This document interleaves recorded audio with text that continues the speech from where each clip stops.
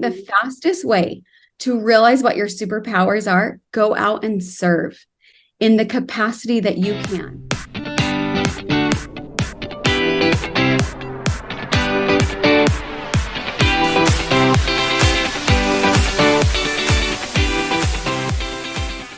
Hi, friends. Welcome to Business Briefs, where we indulge in bite-sized business and legal tips for you, for us, for all of us.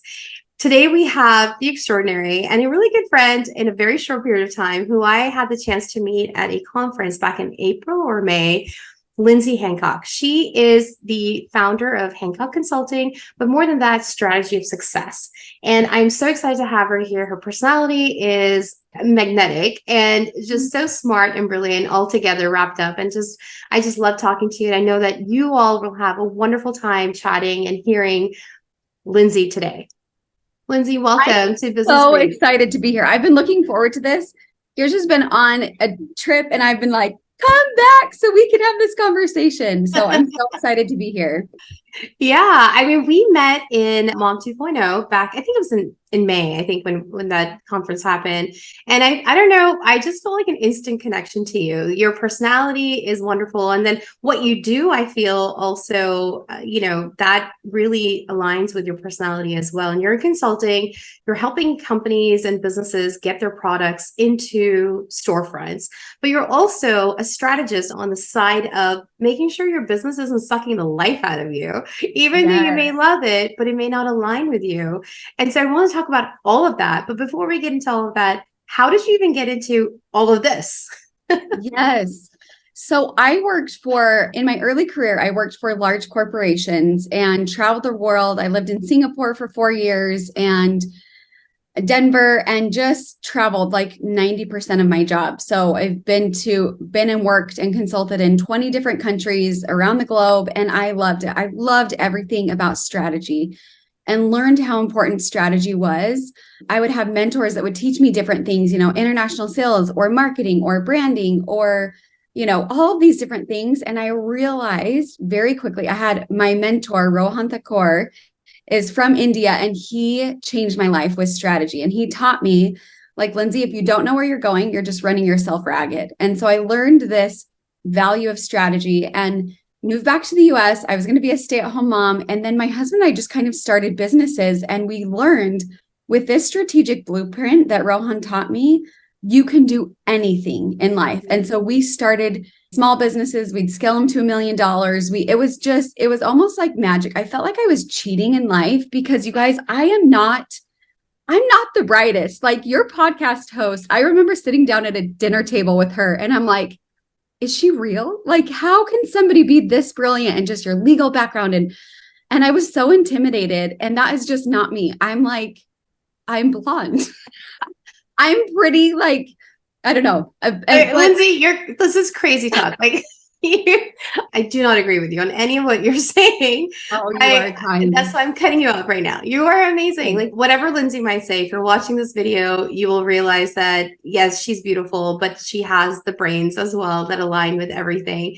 And you just make the other person feel amazing when you're talking to them. And I think that is such a great value to have as a business owner, especially when you're talking to clients, that you can actually make them feel good about themselves and not act like you're superior or, something. Oh, yeah. I feel like one of my God-given gifts is truly, I was telling my niece about this the other day, like, I love people. Yeah. And I can see immediately, I meet somebody and I'm like, oh, I can see their unique value proposition. And that's what I did in business, right? I love that I just have an apple here, but why would I buy this apple versus the other apple? And there's an apple out there for everybody. Yeah. Whether you like Macintosh or, Golden Delicious or Honeycrisp, like, you just have to figure out what is unique about you in your apple. Like, I tend to like Honeycrisp that are tart and sweet and crunchy.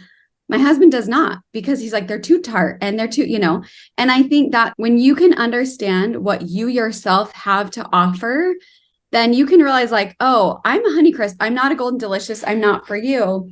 But I love doing the same with business partners and just realizing what unique value they have to offer. And I can see that's like a gift of mine. I can see it in other people pretty dang quickly because people are amazing. Like, I love people. So, and I think that's what others realize about you also that you are really genuinely in that conversation. Now, kind of going back to what you were saying about your mentor and him teaching you the strategy. Oh my gosh, like I want to know, what is the strategy? What is the secret sauce? Yeah. So when I was first introduced to this strategy, I remember thinking, so I had worked, I would get mentors. And you guys, when I first started out my career, I didn't feel like I was the brightest person, but I'm like, I can be a great student and I will learn whatever they teach and I'll just mimic it. So I will find the most successful person. So I had to open international sales living in Singapore. I didn't know Mandarin. I didn't know Cantonese. I didn't know Korean or Japanese. Yeah, I was plopped in Singapore and had to go do international sales, anything west of the US or east of the Middle East. And you guys, I was a chef before that. Like I didn't know anything about sales. So I picked these mentors and I'm like, I know that this guy is the best at international sales. I'm just going to do what he does. So I would follow him along to meetings and I would just watch and review. And anyway, I learned if you don't have a clear strategy, you're kind of just running all over the place. It's like when Alice in Wonderland talks to the Cheshire Cat, she's like, well, which way do I go? And he says, where do you want to end up? And she's like, well, I don't know. And he says, well, it doesn't really matter where you're going then if you don't know where you're going to end up. Yeah. And so having a strategy, it's a really simple document, you guys. In fact, you could grab a Post-it note and scratch one out for yourself. But you start with your mission. Like, who are you and what is your purpose? And I firmly believe that you need one for your business and one for your personal life. And I could go into my whole story about how I realized this. In fact, that might be a good thing to do because we would use this strategy and we're taking it and we would start businesses with it. And every time we applied it, the business would grow. And people are like, this is amazing. I have friends, a married couple, they both got their Harvard MBA together and they had a baby. And I'm like, I don't know any of this. I studied culinary arts. Like, how am I supposed to run a business? But when I would take Rohan's strategy with me, I'm like, this is the secret sauce. We would just execute it. The problem is we grew businesses really quickly and we made money quickly. And because we just did what was on the strategy, the problem is I ended up in a position where I had grown this business. We'd built a product for Kroger. They came to us and said, hey, we'd consulted for them and built products for them for one of their divisions. And they asked us to create a bath bomb company. And we said, awesome. And I could like come up with a brand and the marketing, and we pitched a concept to them. They said, yes, we want it in one store in 30 days. So I was like scrambling to find a contract manufacturer. We got in the nick of time, like the night before we're setting up these displays. And the product, it was 7 years ago when bath bombs were all the rage. And so right place, right time, God like just orchestrated. And we grew this bath bomb business from one store to 140 in 9 months. And it was amazing. We grew it so fast, but I needed help. I like had hired friends and people in my church congregation. I'm like, you studied public health. You'd make an awesome operations director. And we built up the company so quickly that I desperately needed C-suite, right? I needed a chief operating officer. I needed a CFO. I needed a CMO. And so we had this VC firm that came in and they said, hey, we want to invest in you and your business. And I realized really quickly, like, this is what I need. Long story short, I was getting ready to pitch my strategy to them. Like, this is what we're going to do. This is our game plan. I was working on it at 4 a.m. My 2.5-year-old wakes up in the middle of the night. I just got done nursing my baby. And I was so upset. Like, I can't deal with her. I have to run this business. And I had this thought shoot through me. Like, if I didn't have kids, I could grow this to 10 million by the end of the year. No problem. And that crushed my soul. I realized nothing is valuable without my kids and my husband. And I don't want this life without them. And so I quickly realized and got down and prayed on my knees and asked God, like, how do I get out? But I was employing half of my neighborhood and my friends, and I couldn't just walk away. Kroger was my client. And I realized I needed to work on a strategy for my personal life. And so I got out a brand new piece of paper and said, what is my mission overall? Because the business is a part of you, but it's not all of you, right? What is my vision for the end of my life, not just the end of my business? What are my core values for my life, not just my business? And I kind of restructured everything. Anyway, we ended up walking away from that business. We lost a lot of money that year. we said goodbye to $250,000 purchase orders every month. And, I thought I was going to lose everything, my relationships, and it all worked out. And people realized, I just said, I can't keep doing this and living the life I want to live. I was always gone. It wasn't happy and hard. Yeah. Yeah, it was hard. So I always tell people, start with a strategy. Like, start with your vision? Where do you want to end up in 5 years, 10 years in your marriage, with your kids, and with your business? Start with that North Star. Like, this is where we're heading. I find so many businesses, even like the $1 billion clients that I consult, they don't have clear vision. And they're like, well, we want to bring this product in because, well, I don't really know. We just think it might be good. No, be crystal clear about why you're doing this. And like, hey, this is the finish line we're running towards, the marathon we're running, or, and then back up and figure out the how. So yeah, wow, that was a lot. No, that was packed with so much information and so many nuggets of wisdom, because, being able to walk away from that much money, but knowing that your value system is not aligning with your business anymore, or just with the way you want to live your life, that's a hard decision to make, but a decision where there's a lot of wisdom. And also you're seeing, future that is the one that you want to live. And this is in the past also, I've had a lot of podcast episodes where I'm talking about your values. What are your values? Not your business's values, but your core values, because they have to align with your business at the end of the day. You're the same person at the end of the day. You're not that separated from your business. Yes, absolutely. Absolutely. And I think once you figure out those core values, it's funny, I've had more business opportunities come by walking away, because all of the people knew like why she walked away. And for me, telling $1 billion corporation, thank you so much for this opportunity, and we really appreciate it, this is an opportunity for somebody else, because it's just, I have gotten more business connections, investing opportunities, because people know this is where Lindsay's values are. And ultimately, you want to do business with people whose values align with yours. It's really awkward when I'm talking about how much I love my family with a vendor who is cheating on his spouse with a secretary for the 8th time. Like, he just doesn't get it. And we have a hard time gelling. Yeah. So you want to do business. And I'm sure he doesn't want to do business with me, where I'm like, look up the pictures of my kids. He's like, that's weird, You're so right, though. And it's not just even like those family things that you have to look at. Sometimes it's also just ethics in general, the business conducting ethics. What are they doing? Are they cutting corners? Which is, you might think that's okay and that's fine. Are they lying? Are they, those are things that, honesty, integrity is not everybody's core value. I have realized this. Yes. It's mine, but not everybody else's. And it really causes friction for me. It shapes me totally in the wrong way. And I have a hard time conducting business with people who are like that, which is fine. You do you, but that's not me. You do you. Yes. Well, and I agree. It's funny. We are so intentional about the friends that we select, right? If you've ever gone out with your husband and you're chatting about like you leave dinner and you're like, hey, I really liked this about them, and we have this in common. And we're so selective about the friends that we hang out with, yet we spend far more time with our colleagues, clients, associates, vendors. And so we need to be just as selective as we work with them, because we spend so much of our time, and business should be fun. It should be this grind. Like, I have to work. Like, every Friday night, I'm like, I'm so excited. It's Friday and I get to play with my family, like no interruptions.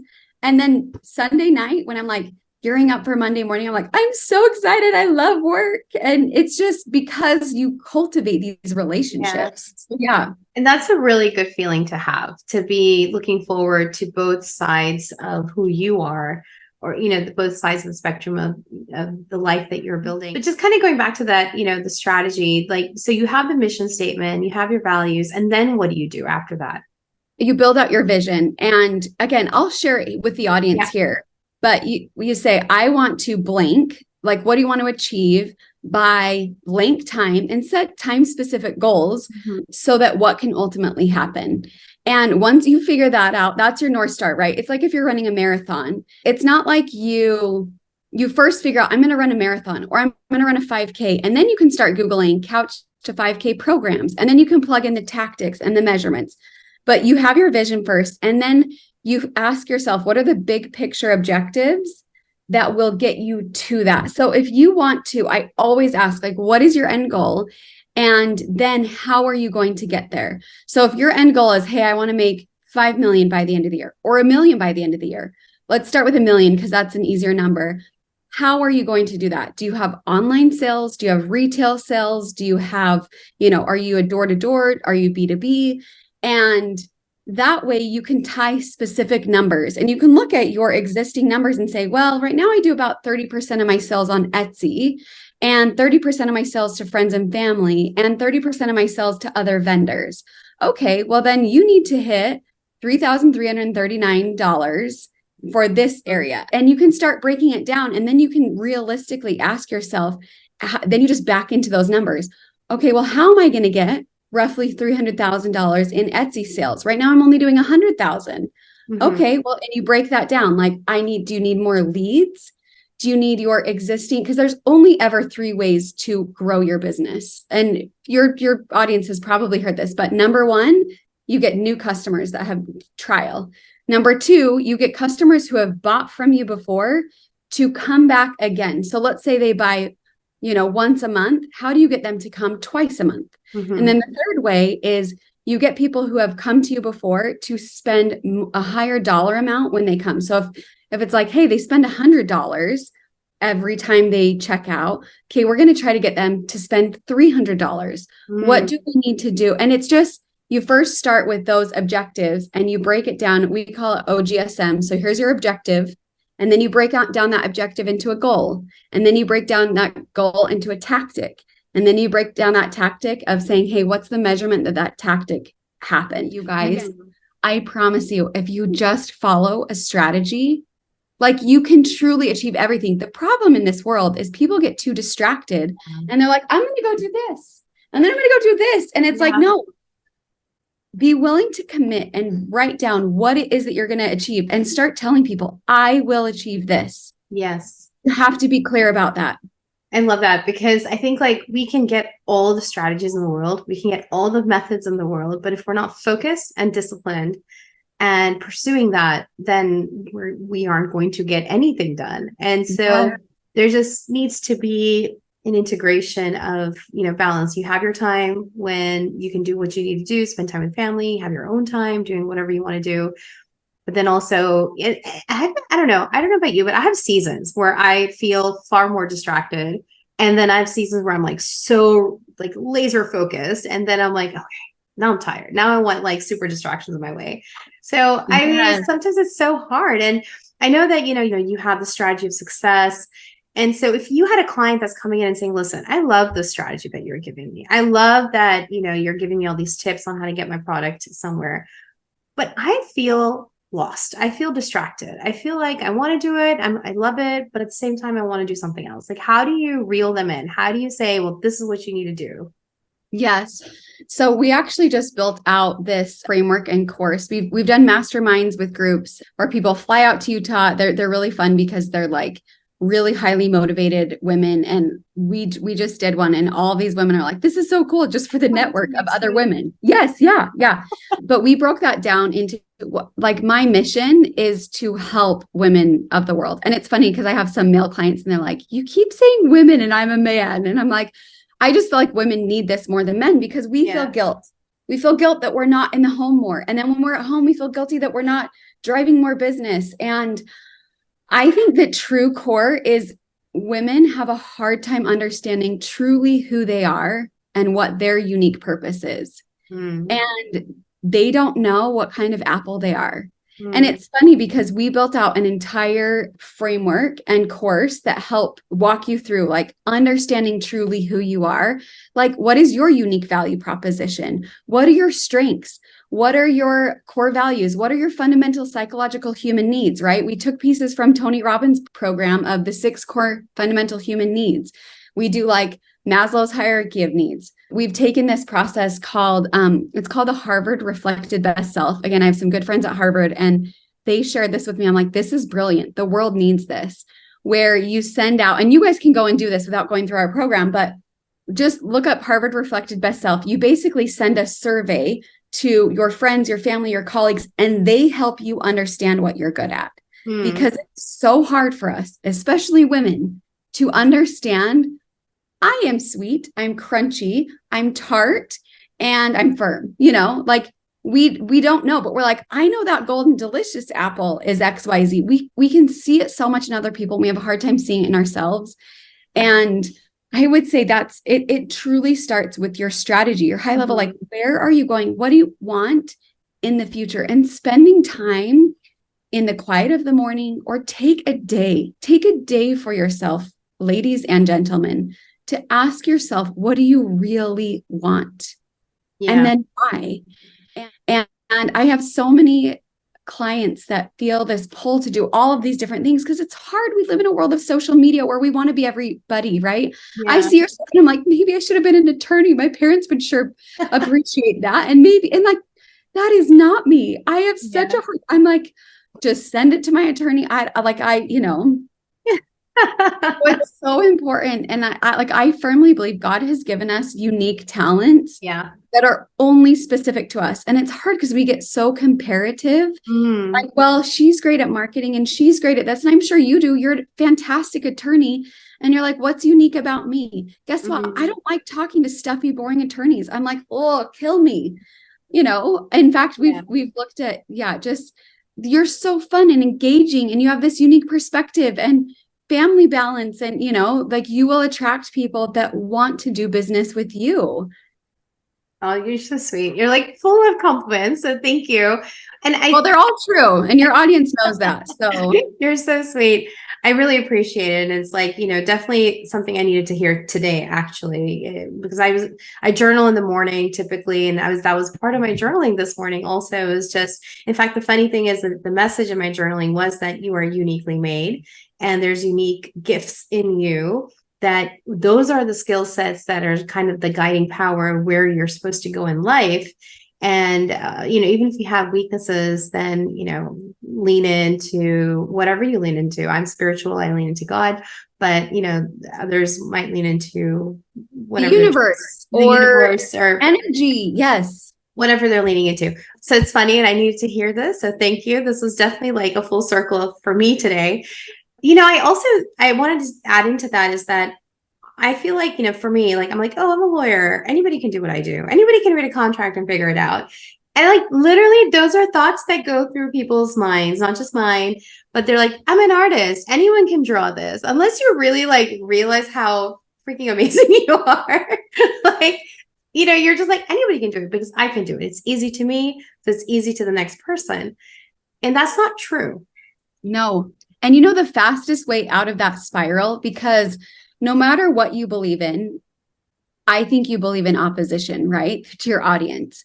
There is opposition in all things, whether or not you believe it's a demon or darkness or, polarity and negative charges versus positive, right? There's so much opposition. And the opposition wants you to focus on you in a way that's not serving you. I think the fastest way to realize what your superpowers are, go out and serve in the capacity that you can.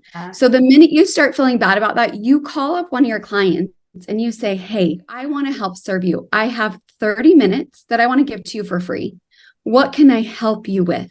And they will tell you very quickly, oh my gosh, I'm so grateful because this is what I need from you, because they know your strengths better than you do, because they see you as this asset, this savior, this like, and I would tell whoever's watching this podcast, service is the fastest way to get over your own crap of feeling like you're garbage. And I agree with you. You call any client and say, I have 30 minutes. It doesn't have to be long. I have 10 minutes, 10 minutes free of charge.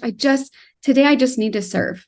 Yeah. And they will say, oh my gosh, I'm so grateful, especially if you're running a business, because they're like, oh my gosh, I love your advice on this contract. And I'm, it's beautiful. It's all about service. Business is about service. Yes. I love that. I love that idea. And I love that way of boosting yourself back up to kind of like refocus, like putting yourself back into the center of that compass and to know that where you're supposed to be, I guess, going back to your North Star, as you keep saying. So what a great idea. I love that. I'm going to shift focus just a little bit. I want to talk a little bit more now about some other things that you do in your business, which is product placement in storefronts. So if there's someone out there who is like, I have this amazing product, and you're selling it on Etsy or you're selling it from your own website, what do they need to do to get that product into a Kroger's or a Target or some other, big box store? Yes, I love that. So it starts, well, with your strategy, right? Because you will have said, I want to grow X, and be really crystal clear about that, because there's a lot of challenges that come with that. But figure out and get really good at communicating your unique value proposition. So we talked about the apple. So many people, we go into a pitch, or we hear pitches from people and they're like, put my vitamins on the shelves of Walmart. And we're like, great. Does your product already exist in Walmart? Yeah, it does. Like, I'm selling this amazing calcium supplement. And if there's already a calcium supplement, you have to be like, it's a lot of work for you. It's a lot of work for the retailer. It's a lot of work for a customer to find you. So you have to be so clear at saying why this product is better than, let's pretend like this is another apple. Mm-hmm. Why choose this over this? Mm-hmm. And why would customers choose that over that? Yeah. I would say before anybody gets into a large retailer, they want to see, and what is the benefit? Always think about your consumer, right? So what's the benefit to the customer? And what's the benefit to the retailer, right? Mm-hmm. Unless you're like, well, I can provide you the exact same calcium, the same clinical studies, the same potency, but it's going to cost you half the price. Yeah. Awesome. That's a good reason to put you in. Yeah. Or you say, look, I am doing $400,000 a year on Etsy. That means they're going to my Etsy shop to buy when they could be buying this in your store. Mm-hmm. Then a retailer would be like, okay, yeah, I would want to put you in. But it has to be a unique product that has truly unique benefits to the end consumer. Yeah. It blows me away when they come and they're like, I'm like, why are you different? I get pitches all day. I have this special gluten-free flour. Why is it different than everybody else? Well, we're local. Awesome. Nobody cares. Like if it's not this huge local push and we have a big brand and we donate to this and, so figure out your unique value proposition and why a vendor, why a retailer would want you and why a customer would want you. Mm-hmm.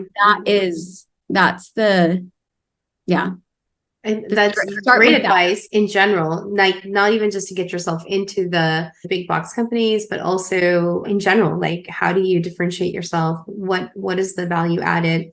When you're wanting to get into these companies, how do you have to go through like the Lindsay Hancock, or can you just do it yourself? How do you pursue that? So you absolutely can do it yourself. It will take longer. I would suggest you start with a smaller retailer. So big box stores, it's a pain to get into. I'm just going to tell you that. I would go to a local, if it's a grocery store, go to a local grocer. Mm-hmm. If it's a physical, clothing, go to local boutiques first. A lot of my retail buyers, they go and shop at the local hip grocery stores or markets first and say, oh my gosh, this is cool. And you will have proof of success in retail. Retail is also really hard because they're going to ask you, like I said, in that go from one store to 30 to 60 to 140 in 9 months. Like if you don't have your production, it's just going to be so stressful for you. Yeah. So start small. It's like, how do you eat an elephant? Just one bite at a time. And, if you can build your social media and show you have a following, like, hey, Target, I'm going to bring this social following with me. Or, I would say that's a good way. You can always go to our company that we do this through is called streetlinkservices.com. We're a broker. You can find a broker that specializes in your retailer. We're pretty picky. If you have a product that you can get into, if you can produce for 140 stores, then come and talk to us. We're not outfitted to do distribution and supply chain management. You would probably want to go with a smaller broker. I wish I had more time. I'm like, just shoot me an email and you can find me on social media and I would love to start that talk. But as you know, I am so inundated right now. I'm hiring some more team members to help me manage that because I love social and just connecting with people. Yeah. But I would say, shoot me a message on social media and I can probably direct your people of like, hey, this product, you would be a good fit here. I would go and talk to these people, or my team could help, Is there a certain threshold that people need to have before they even think about putting themselves in other retailers, or can they just start from day one? typically depends on the retailer. They will usually start you in a small scale test of production for like 10 stores. Mhm. So if you can't produce your product for 10 retail stores, get there, right? And it totally depends. It's funny. I don't want to sound like people don't want to get into large retailers, but it's for very specific products. A lot of people in retailers are like, man, I wish I would have gone direct to consumer because there's markups, there's supply chain, there's, a lot of hurdles, but it truly, just like everything in life, it starts with you defining what success looks like for you. Yeah. And yeah, I mean, you have to have liability insurance, like a minimum of $1 million liability insurance for almost every retailer I work with, Mhm. which is not hard. And you can help them set that up, right? And get the legal contracts in place. But yeah, I would say, do you just want proof of concept where you're like, people are paying for this? Yeah. I have a large audience that loves it. I just need the door-to-door or direct-to-consumer distribution channel. That would be a great Yeah. fit. Awesome. I mean, I think like these are great tips because at the end of the day, sometimes we just don't even know where to go. We have big dreams, big ideas, and then you'll see people on their Instagram saying, "Oh my gosh, I'm in Target." But really, it's a lot of work to get yourself in Target. And plus, I feel like big box companies have that ability to demand also. They're in the position to be demanding and Yes. to kind of give their terms as opposed to what you believe should be your term. And Yeah. again, that becomes a balancing act. The bigger you become, the more you can be demanding at that point too. So, Yeah, definitely. but these have been such great tips. Now, before we say bye, is there any book that you're reading right now or any tool or resource that you're like, you have to check this out? It has been life-changing for me. Yes, I love Dr. Benjamin Hardy and all of his books. He is an amazing entrepreneur, talented author, and a dear friend that I actually just got to hang out with him in Mexico. His books are transformational. Mhm. I would start with The Gap versus the Gain. It's beautiful. It's such a simple concept, but the way he illustrates it just solidifies it into your mind. Mhm. Then book number 2, I would read The Who, Not the How. It's understanding that hiring other people, again, this is about leveraging, like, I'm a Honeycrisp apple. I'm not a juicy Salisbury steak. Like, Yeah. figure out who you are and like, okay, I need a steak in this situation. I'm going to go pay to bring that steak in. That was a really weird analogy, but we'll run with Got you. yeah. And then be your future self. Your future self. Right now, I'm reading the 10X, his 10X book that's Mhm. so good. It just helps you think instead of going 2X, which is what we all do in business, like, hey, I want to double my sales next year. Yeah. That's amazing. There are so many roads to doubling your revenue. If you think I'm going to 10X my revenue, it makes you be so specific and clear because Okay. there are very few ways that you can truly 10X your revenue. And who is And that by? it's by Benjamin Hardy. Oh, All these okay. books, Okay. I I love it. adore Benjamin Hardy. He's amazing. I love that. Go check out his, the 10X is such a good book and makes you get very specific and clear and eliminate all the distraction. It's a Okay. cool book. I love that. And then what is your anchor? What holds you steady? For sure, my spiritual relationship with God, like it has transformed everything in my life. And for me, I kind of joke about like, oh, I'm ditzy. I'm just like, I'm a really hard worker, gosh dang it. And yeah. But I love to find easy ways out of hard situations. And for me, like 1 + 1 can equal 10 with God. Like I can work really hard and I'm like grinding and it can get me so far, but then just it's unexplainable. It's truly miraculous. Like I'm like, you guys, I can't make this stuff up.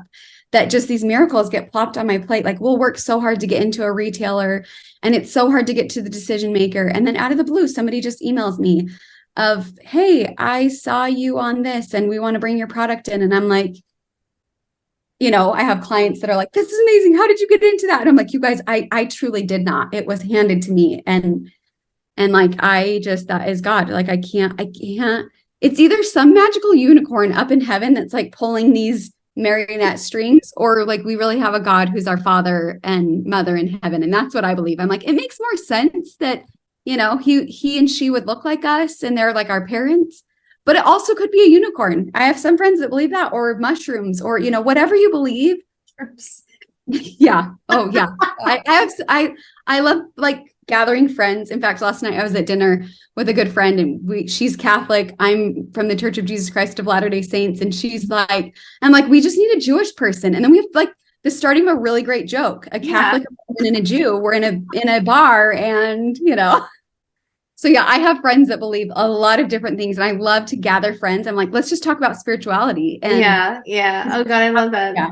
That's so funny. Well, I think this has been lovely. And for me also, I believe there has to be some anchor because life throws a lot of curveballs, and to be able to put your hope and be steadfast in that hope takes an anchor. So thank you for sharing your anchor with us. Yes. Oh, I've loved being on here and you're so fun. I'm like, we need to hang out in real life. More. Yes. How can the listeners connect with you? I would say social media is the best platform. So Lindsay Ray Hancock on Instagram is my preferred platform of choice. And I am getting better at just the last few weeks have been crazy. So yeah. Awesome. Well, we'll have all of the links in the show notes. And, you know, I'm really looking forward to everyone listening to you because you did share so many nuggets, golden nuggets with us. So thank you. You're so sweet. Thank you so much. Really appreciate your time.